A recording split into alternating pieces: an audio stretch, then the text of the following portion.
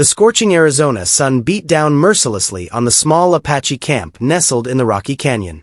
It was the summer of 1872, and the world as the Apache people knew it was crumbling around them.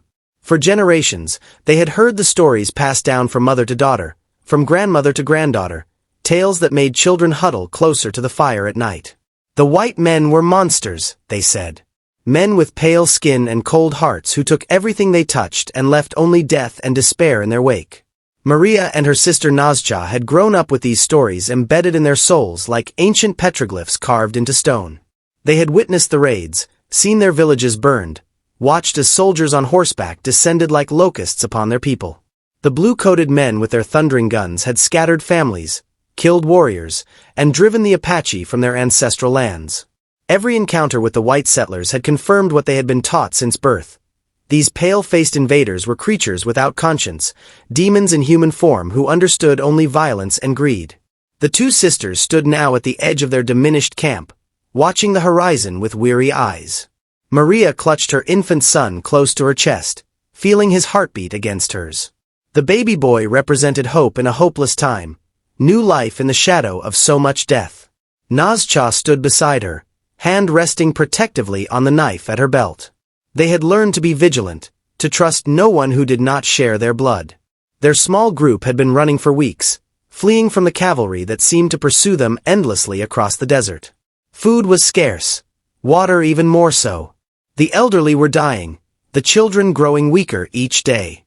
The warriors who remained were few, and many bore wounds that would not heal properly in these harsh conditions.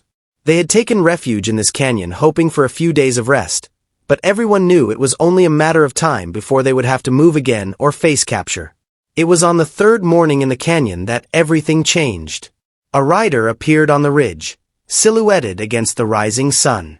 The camp erupted into controlled chaos. Warriors grabbed their weapons, women gathered the children, preparing to flee deeper into the canyon. But something made Maria pause. The rider was alone, and he sat motionless on his horse, making no aggressive moves. As he descended slowly into the canyon, she could see he was indeed a white man, dressed in the formal clothes of a gentleman rather than the uniform of a soldier.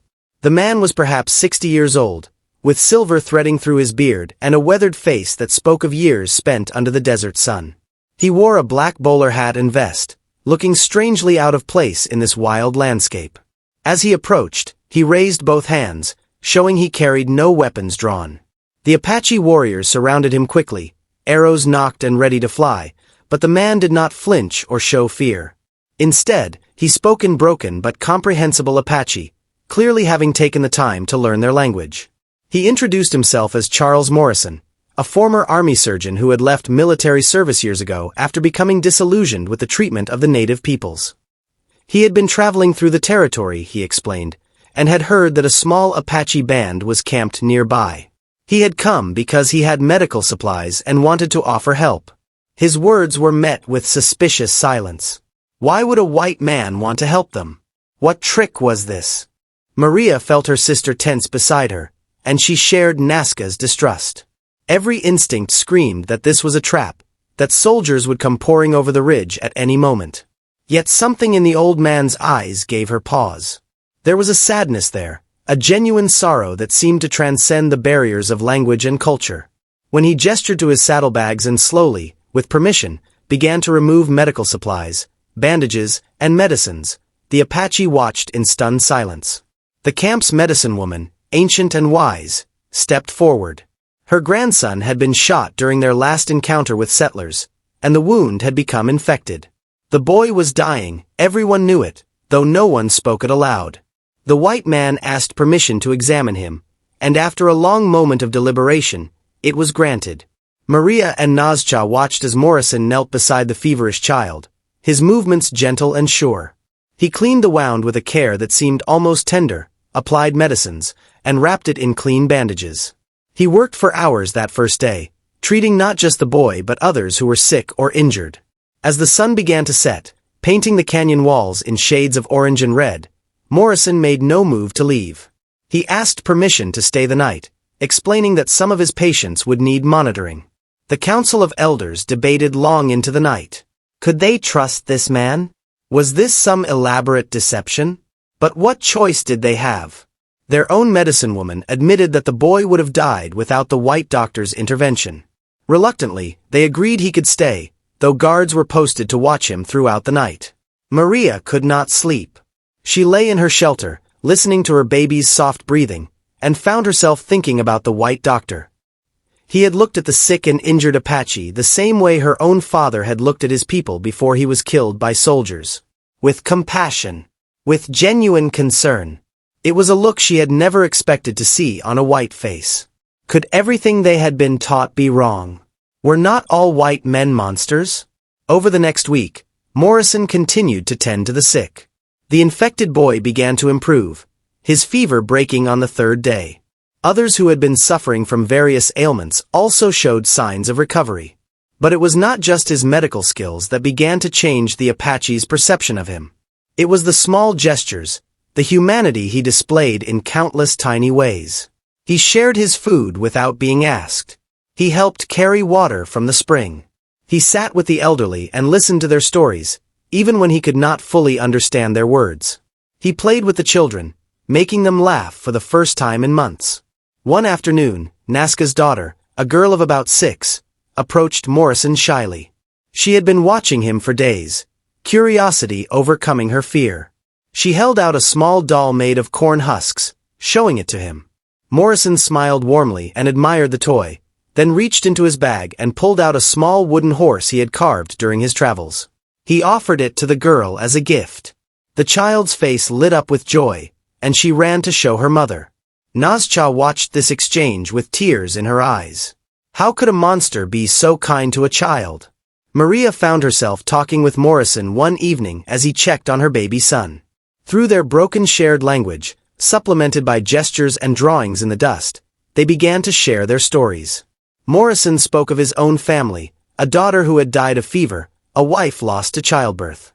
He spoke of how he had joined the Army Medical Corps believing he would help people, only to witness atrocities that haunted him still. He had seen villages burned, women and children killed, treaties broken. He had tried to speak out against these injustices and had been forced to resign rather than remain complicit. He had spent the last 5 years traveling through Apache territory, trying in his own small way to make amends for the sins of his people. He knew he could never undo the damage that had been done, could never bring back the dead or restore what had been stolen. But he could help where he could, treat the sick, ease suffering, and try to prove that not all white men were the same. He carried the weight of his people's crimes like a physical burden. Maria could see it in the way his shoulders sagged, in the sadness that never quite left his eyes. Maria shared her own story in return. She told him of her husband, killed in a raid when soldiers attacked their village without warning. She spoke of her parents, her brothers, all lost to the endless war that had consumed her people. She described the life they had lived before the white settlers came in ever-increasing numbers, when the Apache could move freely across their lands, following the seasons and the game. She spoke of the terror of the past years, always running, always hungry, watching her people die one by one. As she spoke, Morrison listened with complete attention, and she saw tears roll down his weathered cheeks. He did not try to defend his people's actions or make excuses. He simply listened and acknowledged her pain. It was the first time a white man had ever truly heard her, seen her as a person rather than an enemy or obstacle. Something shifted in Maria's heart in that moment, a crack appearing in the wall of hatred and fear she had built around herself. The medicine woman's grandson made a full recovery, as did most of the others Morrison had treated. The camp was stronger than it had been in months, both physically and in spirit. When Morrison finally prepared to leave, there was a somber mood among the Apache. The elders held a council and decided to offer him a great honor. They invited him to share a meal with them, a ceremonial gesture of respect and gratitude. They presented him with gifts, small tokens that represented their thanks and newfound trust. Before he departed, Morrison pulled Maria aside. Through their now more fluent communication, he told her that he knew of a place, a valley to the west where several Apache families had found relative safety. It was on land owned by a rancher who, like Morrison, believed the Apache had been wronged.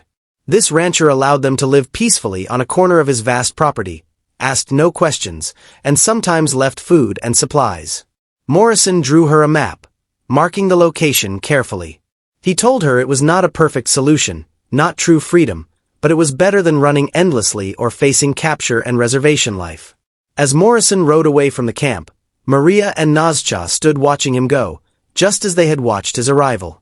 But everything had changed.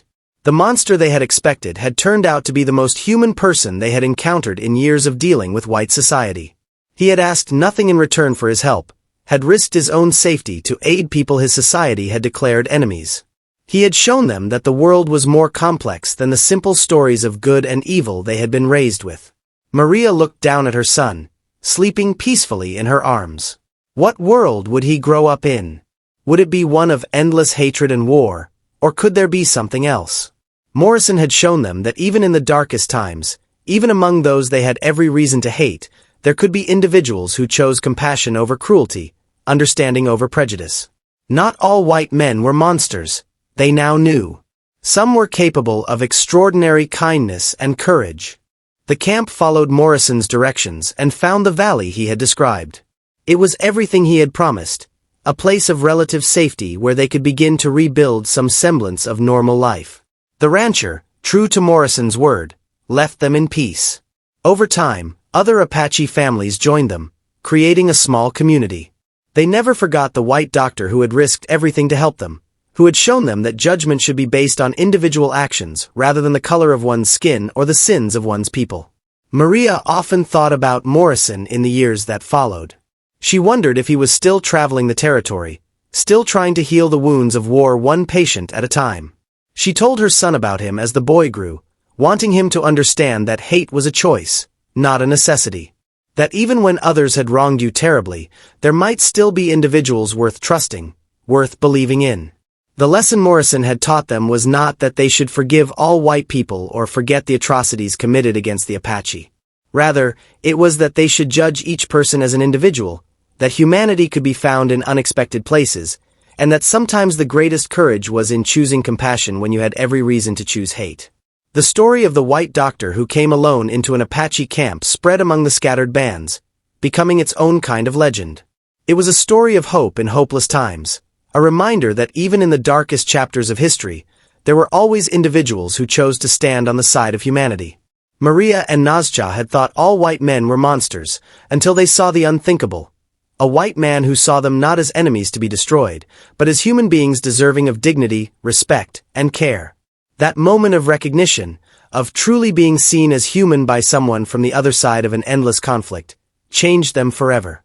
It did not erase the pain of the past or make the injustices they had suffered any less real, but it gave them something they had lost, the possibility of hope for a different kind of future.